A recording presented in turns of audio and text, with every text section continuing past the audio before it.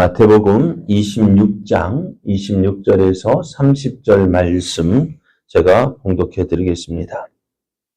그들이 먹을 때에 예수께서 떡을 가지사 축복하시고 떼어 제자들에게 주시며 이르시되 받아서 먹으라.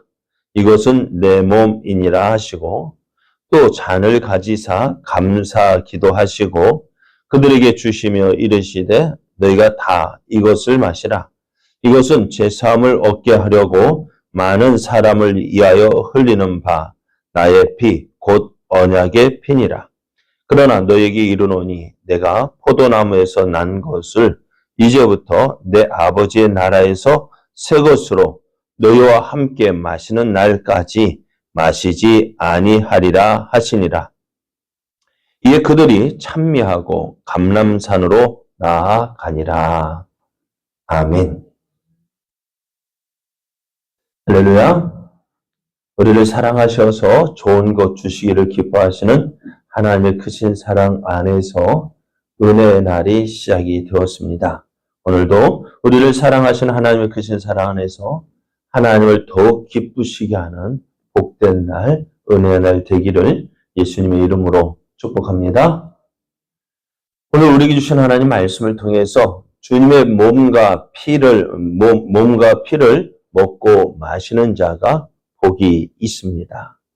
주님의 몸과 피를 먹고 마시는 자가 복이 있습니다. 이런 제목으로 하나님 말씀을 증거하겠습니다.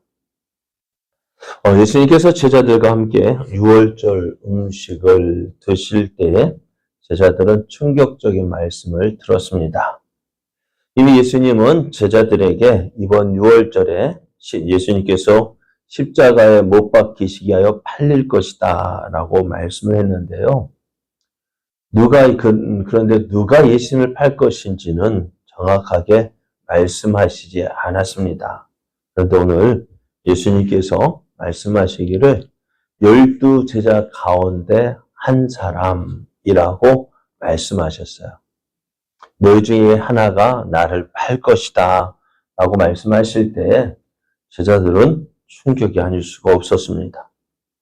그들은 자신도 모르는 사이에 예수님을 팔지는 않을까 근심하면서 그러잖아요. 가룟 유다를 제외한 11명의 제자들 저들은 어때요? 예수님을 팔 생각 전혀 하지 않았잖아요. 그런데 너희 중에 한 사람이라고 할 때에 어떨까요?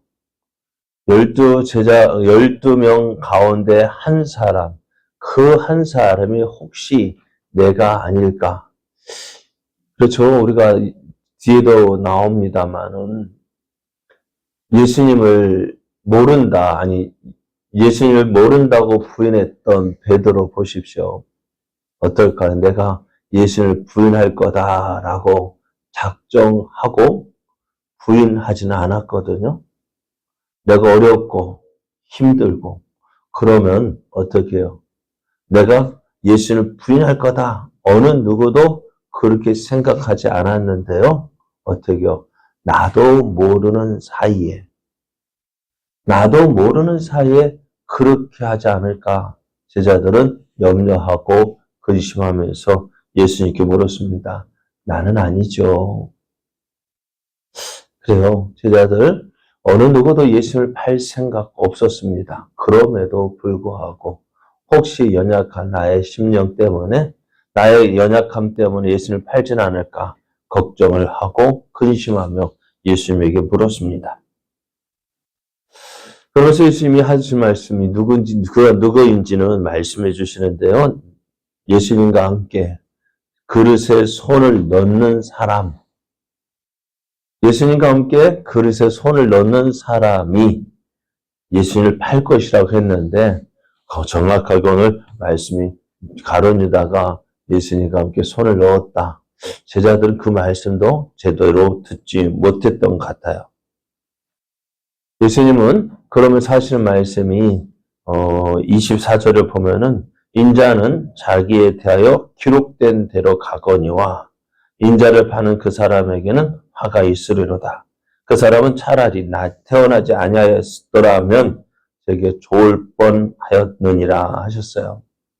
예수님은요, 그 십자가의 고난이요, 십자가의 죽으심이요, 어느 날 우연히 되어진 것이 아닙니다. 하다 보니까 그렇게 된 것이 아니라 예수님께서 지금 그 길로 향하여 가고 계시는 거예요. 예수님은 이 고난의 길, 십자가의 길, 죽음의 길을 회피하거나 모면하려고 하지 않으시고요. 그 십자가의 길로 담담하게 묵묵히 걸어가고 계셨어요. 이렇게 말씀하실 때 가룟 유다도 묻습니다. 라비여, 나는 아니지요. 어땠을까요? 가룟 유다의 그 마음, 또 가룟 유다의 그 예수님께 말을 할 때 이 얼굴의 모습은 어떠했을까요? 가룟 유다가 깜짝 놀라지 않았을까요? 어떻게 보면은요, 어떻게 알았을까? 그죠? 아무도 모르게요, 대제사장을 만나고 왔어요. 은 30을 받아왔어요. 아무도 모를 줄 알았는데 지금 예수님이 말씀하고 계시거든요. 너희 중에 한 사람, 그가 나를 팔 것이다 라고 말씀하시는데요. 근데 어떻게 할까요? 우리 같으면 어땠을까요? 두려워서 겁이 나서 예수님 앞으로 나가지 못했을 것인데 오늘 가룟 유다는요, 그 얼굴로 예수님께 묻습니다. 라비요, 나는 아니죠. 예수님께서 이 사실을 가룟 유다와 제자들에게 말씀하시는 이유는 다른 것 때문이 아니에요. 알고 있다. 가룟 유다에게 회개할 기회를 주셨어요. 그럼에도 가룟 유다는요, 그 길에서 돌이키지 않았어요. 오늘 예수님은 이런 가룟 유다의 모습에 대해서 말씀합니다. 인자를 파는 그 사람에게는 화가 있으리로다. 그는 차라리 자기가 태어나지 않았으면 더 좋을 뻔했다 라고 말씀하셔요. 그리고 예수님 결국 가룟 유다는 어찌 되었어요? 예수님 곁을 떠나고 이 밤에 이 시간 어떻게 돼요? 대제사장에게로 가서 유다 병정을 이끌고 예수님으로 오게 됩니다. 예수님은 유월절 음식을 드시면서요, 떡과 포도주로 이제 포도주를 제자들에게 나눠주면서 이 떡과 잔의 의미를 새롭게 말씀해 주십니다. 잔을 먼저 떡을 취해서 축복하시고 떼어서 제자들에게 주셨는데요.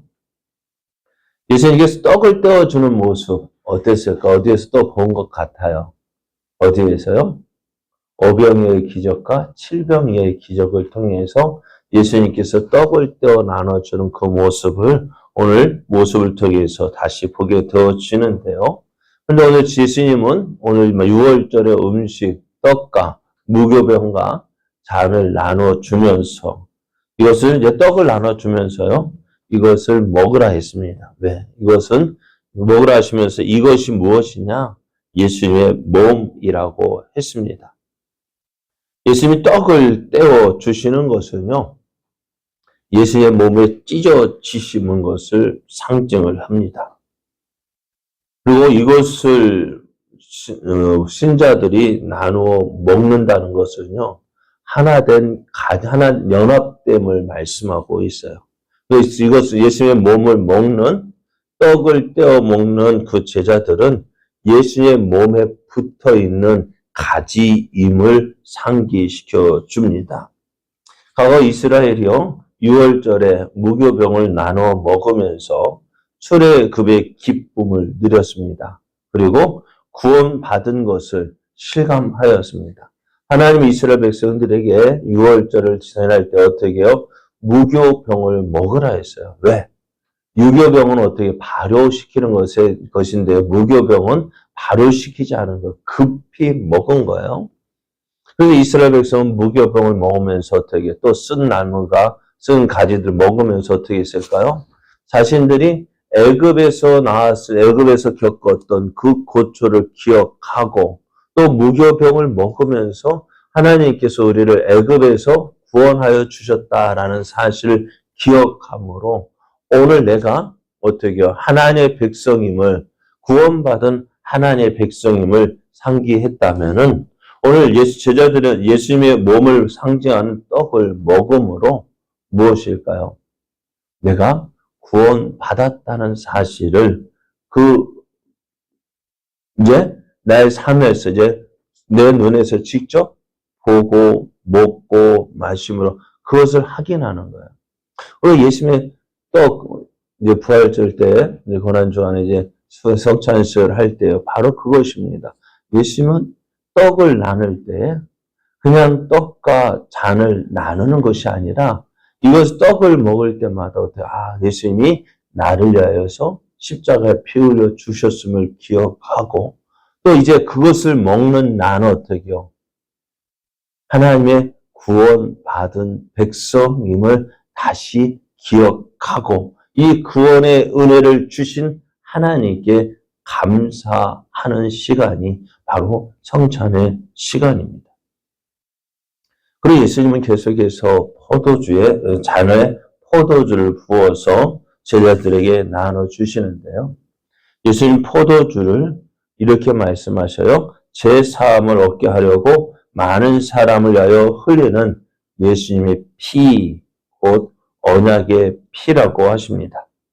예수님의 피는 6월절의 어린 양의 피를 생각나게 합니다. 과거 이스라엘의 6월절에 마지막 장자의 죽음 때요. 어떻게 그 장자의 죽음 피가 없는 집은 어떻게요? 그 죽음의 사자가 심판의 사자 그 집에 들어가서 장자를 죽였는데요. 무엇을 본 집은 그 문설주에 피가 있는 집은 어떻게 넘어갔다라는 것입니다. 죽음의 사자가 넘어갔다는 거예요. 6월이라는 말이 넘어갔다라는 의미가 있는데요.